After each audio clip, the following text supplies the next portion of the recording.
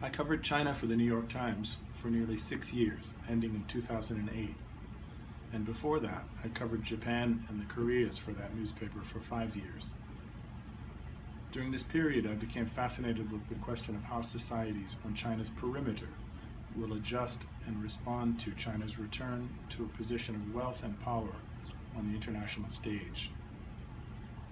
This question became the focus of a book of mine that was published in March of 2017, titled Everything Under the Heavens: How China's Past Helped Shape Its Push for Global Power. My book, Everything Under the Heavens, proceeds from the premise that China hopes to achieve preeminence in its home region.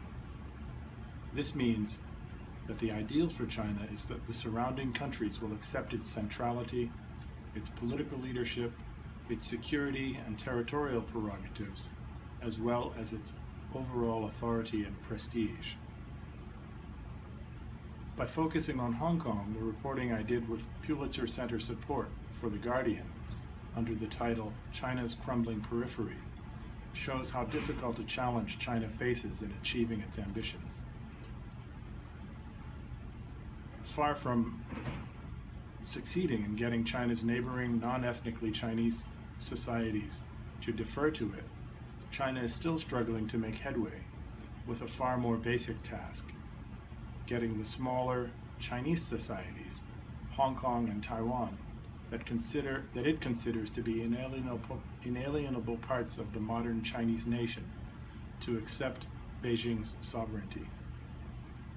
Beijing's frustrations come into particularly sharp relief in Hong Kong.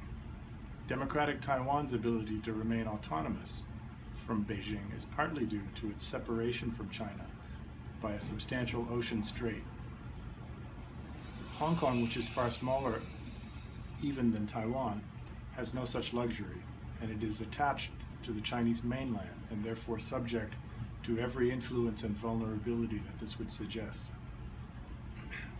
Nonetheless, since Hong Kong's return to China at the end of British colonial rule in 1997, the city's politics have evolved steadily in a direction favoring greater autonomy from China, and in the minds of growing numbers of young people who I speak to in my reporting, in favor of outright independence.